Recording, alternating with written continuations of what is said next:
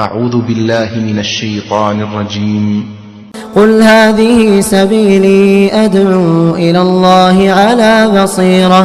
على بصيرة أنا ومن اتبعني وسبحان الله وما أنا من المشركين.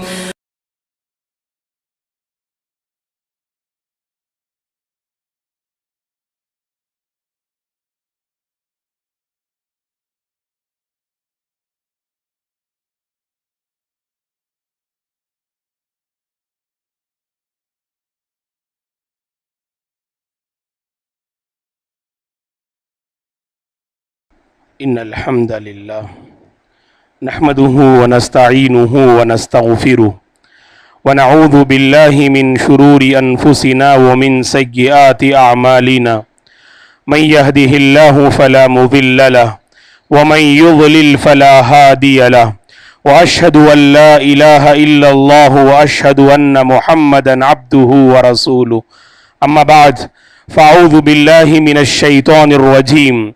يا أيها الذين آمنوا اتقوا الله حق تقاته ولا تموتن إلا وأنتم مسلمون. بسم الله الرحمن الرحيم. يا أيها الناس اتقوا ربكم الذي خلقكم من نفس واحدة وخلق منها زوجها وبث منهما رجالا كثيرا ونساء واتقوا الله الذي تساءلون به والأرحام إن الله كان عليكم رقيبا. يا أيها الذين آمنوا اتقوا الله وقولوا قولا سديدا يصلح لكم أعمالكم ويغفر لكم ذنوبكم ومن يطع الله ورسوله فقد فاز فوزا عظيما. فإن خير الحديث كتاب الله وخير الهدي هدي محمد صلى الله عليه وسلم وشر الأمور محدثاتها وكل محدثة بدعة وكل بدعة ضلالة وكل ضلالة في النار. فأعوذ بالله من الشيطان الرجيم.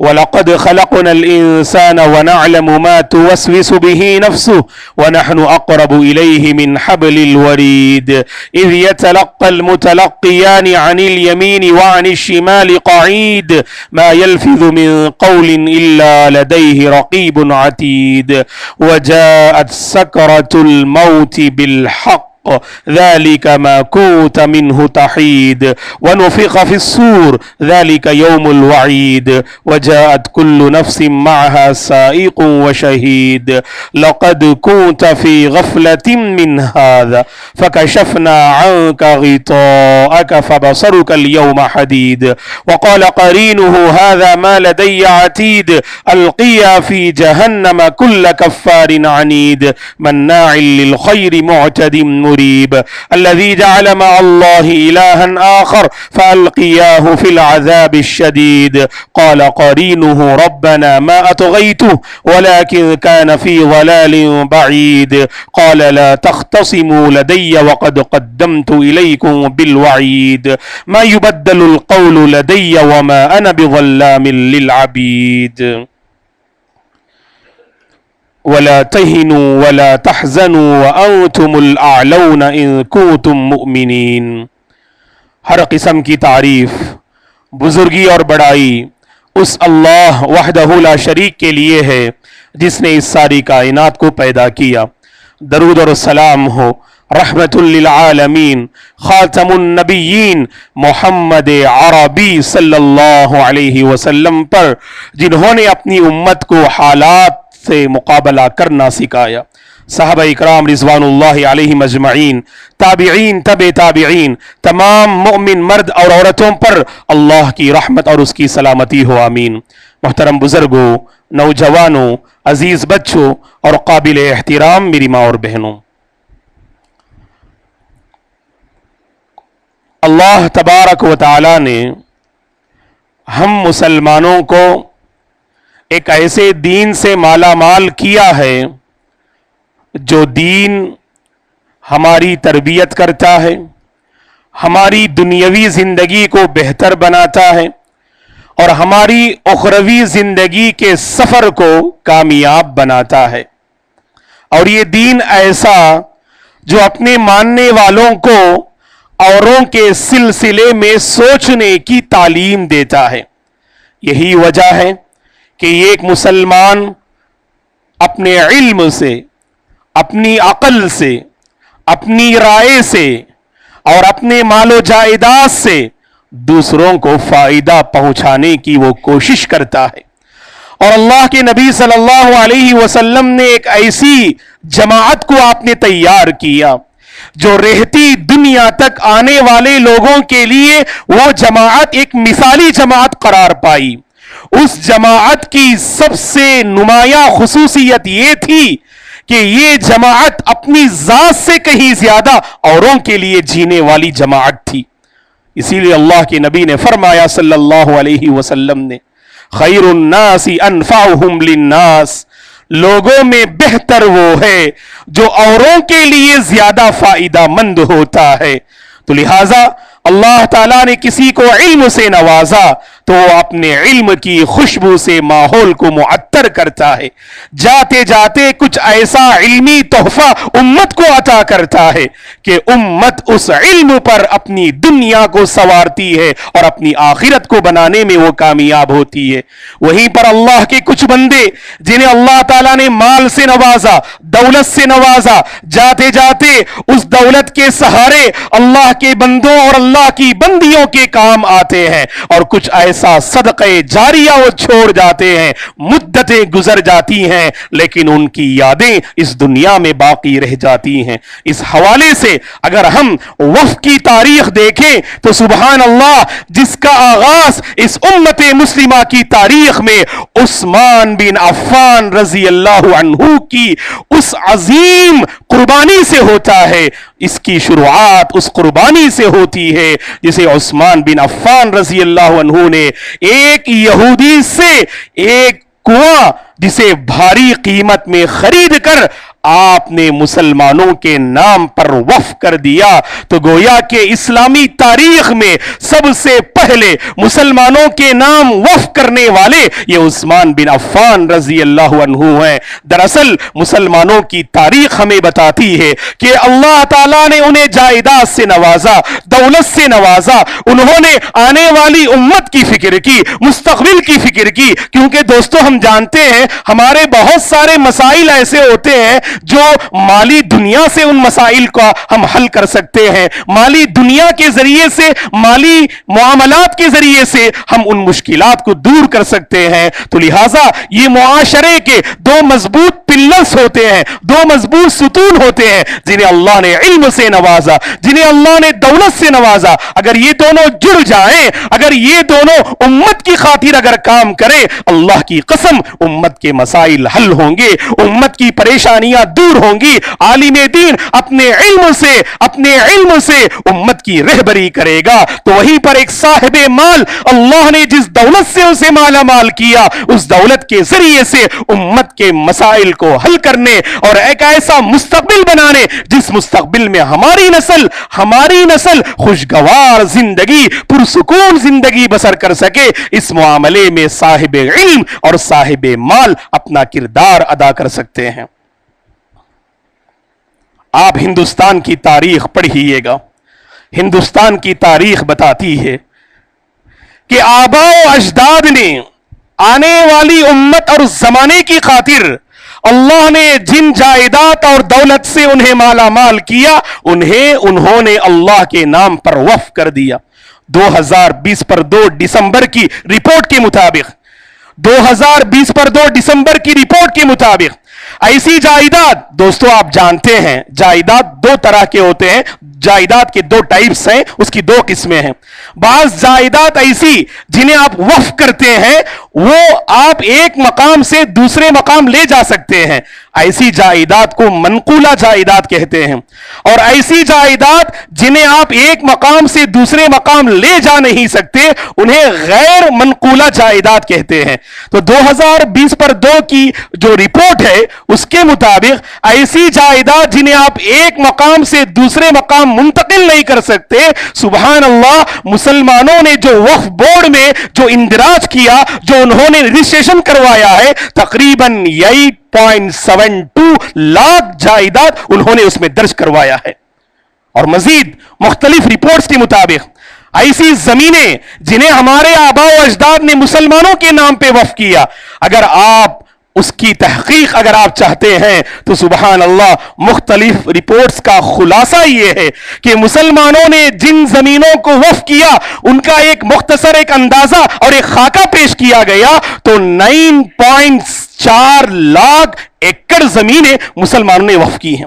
صرف زمین کی اگر بات کرتے ہیں تو 9.4 لاکھ یعنی زمینیں، ایکڑ زمینیں مسلمانوں نے وقف کی ہیں. دوستو خواہ مغل تاریخ آپ پڑھیے گا یا حیدرآباد میں نظاموں کی تاریخ آپ پڑھیے گا، انہوں نے مسلمانوں کے نام پر خوب جائیداد وقف کی تاکہ آنے والی امت ان جائیداد سے اپنے دینی، سماجی، ملی، معاشرتی اور تعلیمی سیاسی مسائل کو حل کر سکیں.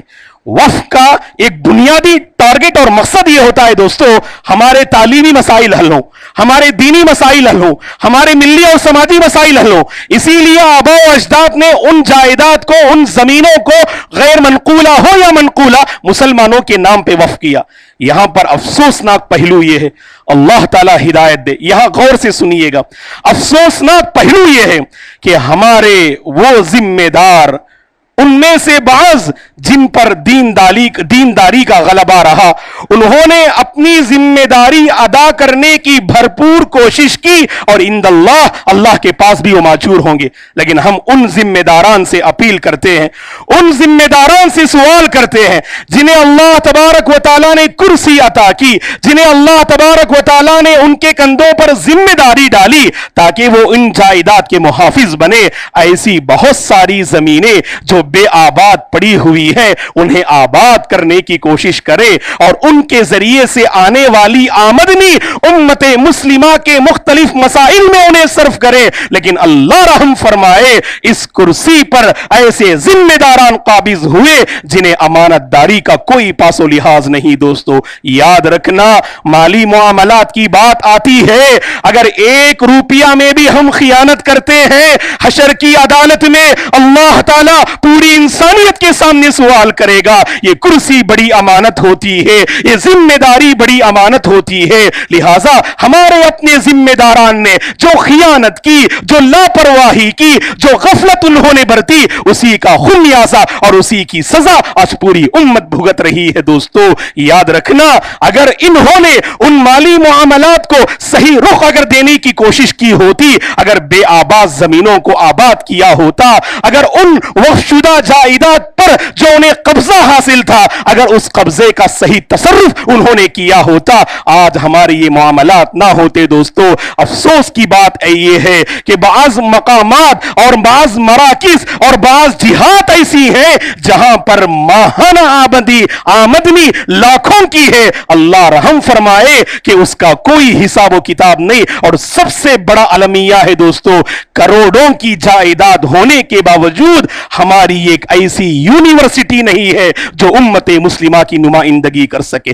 ہر صوبے میں، ہر علاقے میں اللہ نے اتنا نوازا ہے مسلمانوں کو کہ وہ اپنی ایک کالج، اپنی ایک یونیورسٹی اور تعلیم گاہ وہ قائم کر سکتے ہیں. ہمارے آپسی مسائل کی وجہ سے نہ تعلیمی مسائل پر ہماری توجہ رہی، نہ سماجی مسائل پر توجہ رہی، نہ دینی مسائل پر ہماری توجہ رہی. دوستو اسی لیے ہم یہ اپیل کرتے ہیں اللہ تبارک و تعالیٰ نے جن جن احباب کو ذمہ دار بنایا ہے، خاص کر وقف بورڈ جس کی ایک مکمل شکل دی گئی 1995 کی تاریخ پڑھیے گا، باقاعدہ وقف بورڈ کے نام سے کئی قوانین بنائے گئے تو اس میں کئی ذمہ داران منتخب ہوئے. ایک مدت گزر گئی، بہت سے ایسے احباب ہیں اللہ رحم فرمائے جنہوں نے اپنی کرسی کا غلط فائدہ اٹھایا، جنہوں نے اپنی ذمہ داری میں بہت بڑی خیانت کی. تقوی چاہیے دوستو، ایمان چاہیے. یاد رکھنا माली मसला आता है, माली मामलात आते हैं, जब तक दिल तकवे से सरशार ना हो, जब तक दिल ईमान से आबाद ना हो, माली दुनिया में हम कभी अमानतदार हो नहीं सकते हैं। तो इसीलिए मेरे और आपकी ये जिम्मेदारी है, हम अल्लाह से दुआ करें, अल्लाह ताला ऐसे जिम्मेदारान ले आए जो अपनी जिम्मेदारी का सही हक अदा कर सके, कुर्सी का हक अदा कर सके, और जो आमदनी है इन वफ की जायदाद के जरिए से वो सही लोगों में उनका तसर्रुफ कर सके, ऐसे जिम्मेदार अल्लाह ताला उम्मत मुस्लिमा को फराहम करे। यहां पर एक और बात हम जिक्र करते हैं, ये तो जिम्मेदारान के हवाले से बाज जिम्मेदारान की खियानत रही है दोस्तों। अब आइए मालूम करते हैं आखिरकार ये वफ तरमीमी बिल जो पिछले चंद दिनों से खासकर जो हालात से बाखबर हैं, सोशल मीडिया से जिनका ताल्लुक है वो जानते हैं फिल वक्त का जो बर्निंग टॉपिक है, जो सबसे नाजुक मसला है, वो यही वफ तरमीमी बिल का जो है मसला है। ये वफ तरमीमी बिल है क्या है, इसकी हकीकत क्या है दोस्तों? दरअसल वफ बोर्ड में जो तय किए गए उन कवानीन को तोड़ने का नाम ये वफ तरमीमी बिल है दोस्तों। मुसलमानों पर जिन जायदाद का कब्जा है, मुसलमानों ने जिन जायदाद को उम्मत मुस्लिमा और मजहब इस्लाम के नाम पर वफ किया था, उस वफ को कत्ल करने की ये नापाक साजिश है दोस्तों, ताकि मुस्तकबिल में मुसलमानों की वो जायदाद जिन्हें उनके अपने आबा अजदाद ने मुसलमानों के नाम पे वफ किया था, जिन वफ की जमीनों पर हमारी मस्जिदें कायम हैं, हमारे मदरसे कायम हैं और हमारे बहुत सारे मजहबी इदारे कायम हैं, इस वफ तरमीमी बिल के जरिए से मुस्तकबिल में उन इमारतों को ढाना इनका नापाक मकसद है। मुसलमानों से उस जो है इख्तियार को छीन लेना इनका नापाक मकसद है, ताकि उनके अपने मजहबी रसूमात हमारे इस वक्त में दाखिल कर सके, उनके अपने मजहबी मामलात हमारे इस वक्त में दाखिल कर सके। इनकी ये नापाक साजिश है दोस्तों। इसलिए इन लोगों ने ये आवाज उठाई कि वफ के सिलसिले में तरमीमी बिल पास किया जाए ताकि आगे मुस्तकिल इसे कानून की हैसियत दे दी जाए। और हम समझते हैं कि हर मुसलमान वफ के सिलसिले में बाकायदा बाखबर रहना चाहिए दोस्तों। माफ कीजिएगा, हम में से बाज खुद गरजाना जिंदगी बसर करते हैं दोस्तों, जिसे हम सेल्फिश जो है जिंदगी लाइफ कहते हैं। हमें क्या पड़ी बताइए आप, लोग कराह रहे हैं, लोग परेशान हैं, तो हमें उस दर्द को लेकर अपनी तबीयत को खराब करने की क्या जरूरत।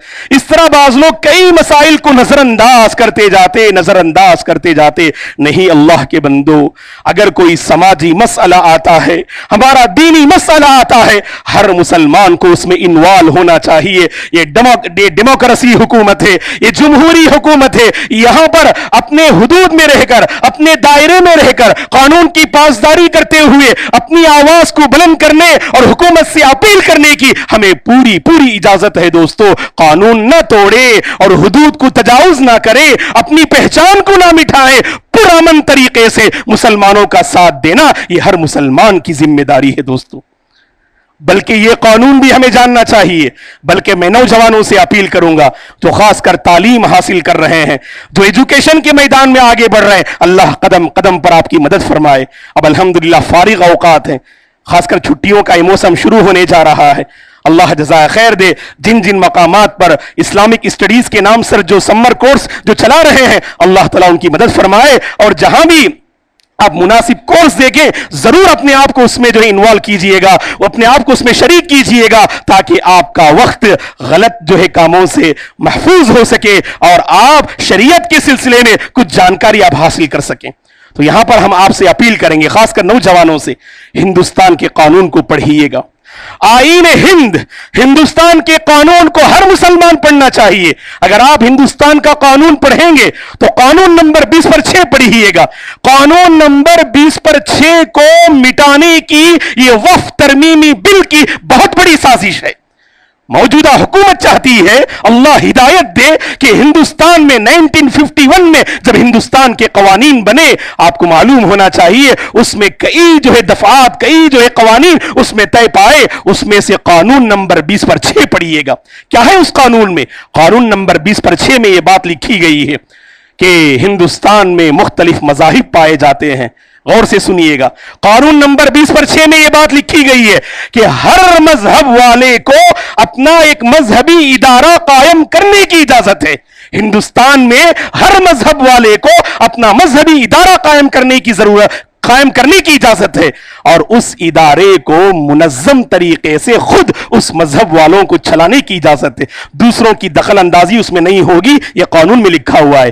اور اسی طرح اس قانون میں یہ بات ہے کہ ہر مذہب والے منقولہ, جسے آپ جائیداد کو نقل ایک جگہ سے دوسری جگہ لے جا سکتے ہو, اور ایسی جائیداد جنہیں لے جا نہیں سکتے, منقولہ ہو یا غیر منقولہ, ان جائیداد پر مذہب والے قبضہ کر سکتے ہیں. انہیں اس میں پورا اختیار حاصل ہوگا, اور ان اداروں کو قانون کی باغ ڈور میں انہیں چلانا ہوگا.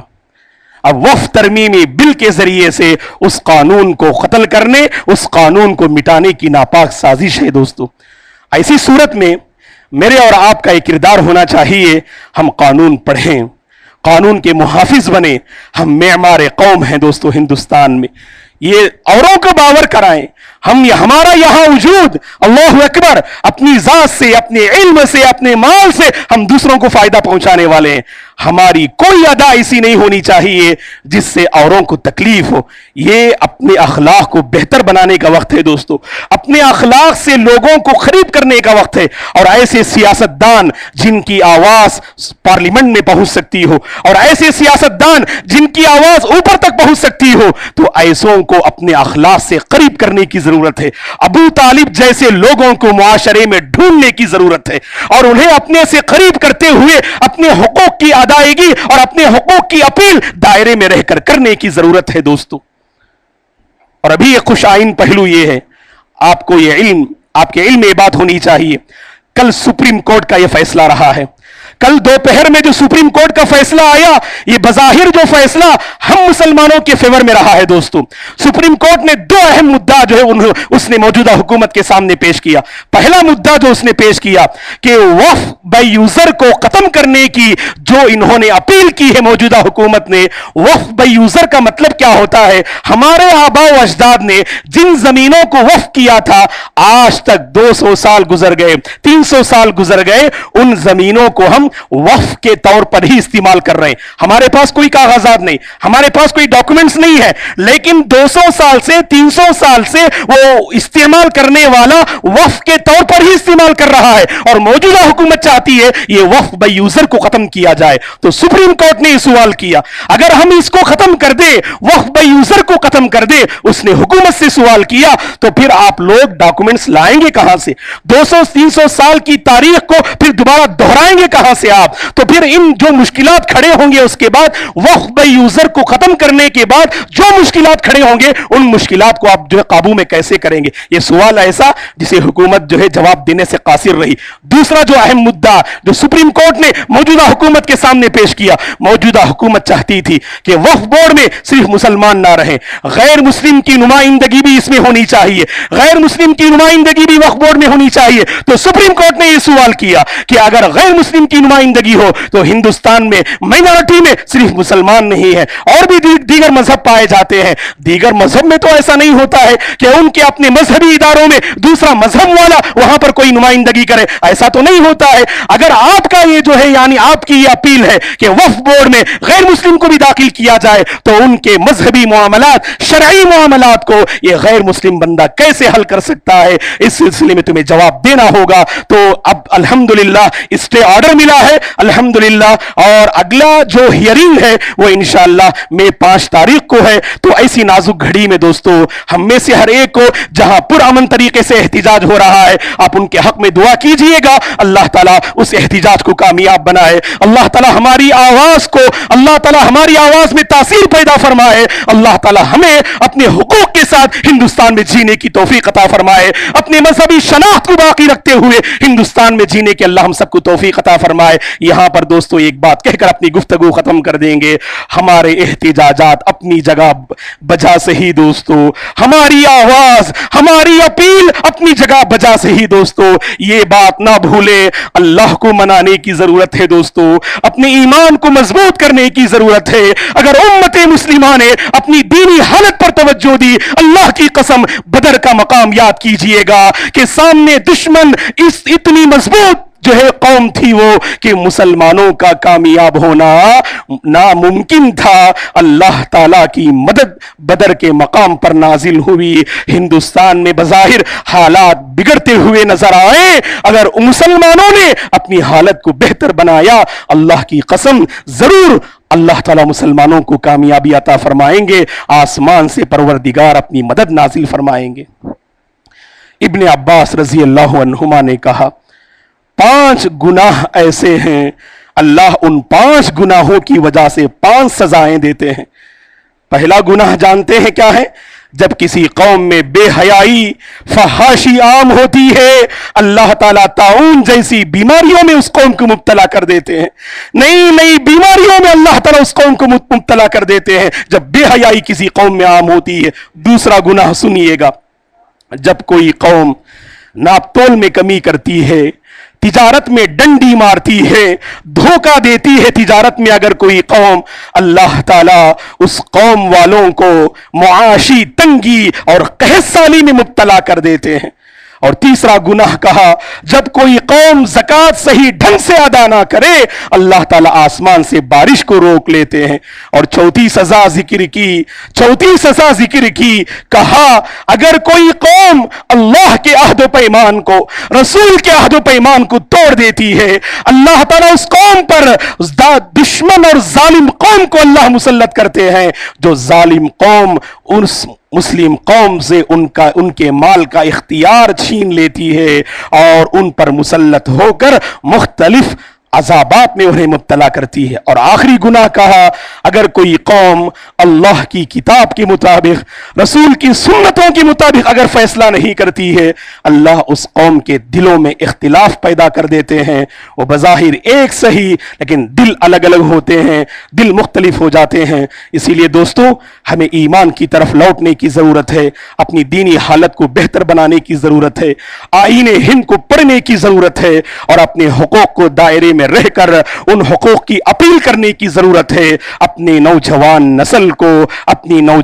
نسل پر خصوصی توجہ دینے کی ضرورت ہے. خاص کر چھٹیاں شروع ہو رہی ہیں, ایسا کام نہ کریں دوستو جس سے ہمارا دین بدنام ہو جائے, جس سے ہماری سوسائٹی بدنام ہو جائے. کیونکہ ہمارے نبی نے کہا, جب انسان فارغ اوقات پاتا ہے دل یہاں بے قرار ہوتا ہے, دل یہاں مچلتا ہے. دل کو سنبھالنے کی ضرورت ہے. فارغ اوقات میں جہاں تک ہو سکے اللہ کا ڈر پیدا کیجئے اور صحیح علم حاصل کیجئے. اللہ سے ہماری دعا ہے, اللہ تبارک و تعالی ہم سب کو امن والی زندگی نصیب فرمائے, سکون والی زندگی نصیب فرمائے. ہندوستان میں مسلمانوں پر اللہ تعالی رحم و کرم کا معاملہ فرمائے. دشمنان اسلام شعائر دین کو مٹانے کی جو ناپاک سازش کر رہے ہیں, اللہ تعالیٰ ان کی سازشوں کو مٹی میں ملا دے. سرزمین غزہ میں, فلسطین میں بسنے والے مظلوم بچوں پر اللہ رحم و کرم کا معاملہ فرمائے. وہاں کے مظلوم مسلمانوں پر اللہ غیبی مدد نازل فرمائے. وہاں کی عورتوں کی عزت و آبرو کی اللہ حفاظت فرمائے. وہاں اللہ تعالیٰ امن کے فیصلے فرمائے. دشمن قوم کی سازش کو مٹی میں ملا دے. دشمن قوم کے دلوں کو اللہ تعالیٰ ہدایت سے مالا مال کر دے. مسلمانوں کو سمجھنے کی توفیق عطا فرمائے. مسلمانوں کے لیے دشمن کے سینوں کو اللہ تعالیٰ کھول دے. دشمن کے دلوں کو اللہ تعالیٰ مسلمانوں کے لیے کھول دے. اللہ ہمارے مدارس کی حفاظت فرمائے, مساجد کی حفاظت فرمائے. اللہ تعالیٰ ہمارے علماء کی حفاظت فرمائے. نوجوان نسل کی اللہ حفاظت فرمائے. فارغ اوقات میں زیادہ سے زیادہ اپنی علمی دنیا کو بہتر بنانے کی اللہ ہم سب کو توفیق عطا فرمائے. تقوی والی زندگی اللہ ہم سب کو نصیب فرمائے. ہم میں سے جو طبیعت کو لے کر پریشان ہیں, صحت کو لے کر پریشان ہیں, اللہ ان کے حق میں صحت و عافیت کے فیصلے فرمائے. اللہ انہیں شفاء عاجلہ اور کاملہ نصیب فرمائے. ہم میں سے جو جس میدان میں بھی پریشان حال ہیں, اللہ سب کی پریشانی کو دور فرمائے. اللہ ہم سب کو امن پہ باقی رکھے اور امن ہی پر خاتمہ نصیب فرمائے. آمین. اقول قولی هذا واستغفر الله لي ولكم ولسائر المسلمين من كل ذنب فاستغفروه انه هو الغفور الرحيم.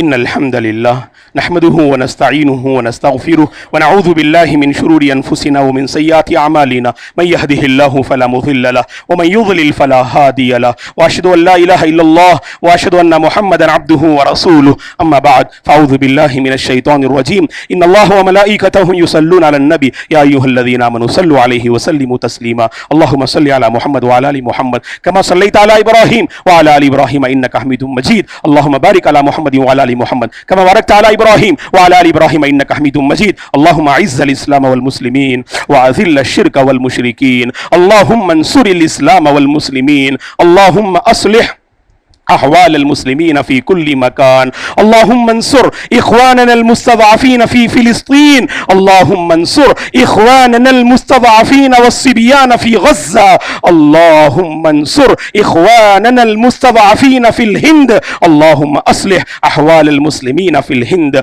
اللهم إنا نسألك الهدى والتقى والعفاف والغنى عباد الله رحمني ورحمكم الله فأعوذ بالله من الشيطان الرجيم إن الله يأمر بالعدل والإحسان وإيتاء ذي القربى وينهى عن الفحشاء والمنكر والبغي يعظكم لعلكم تذكرون اذكروا الله العظيم يذكركم ولذكر الله تعالى أكبر والله يعلم ما تصنعون